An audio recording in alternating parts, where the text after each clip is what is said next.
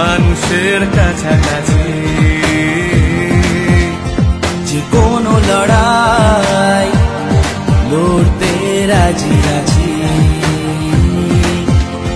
বুকের ভেতর সাহস নিয়ে বাঁচি।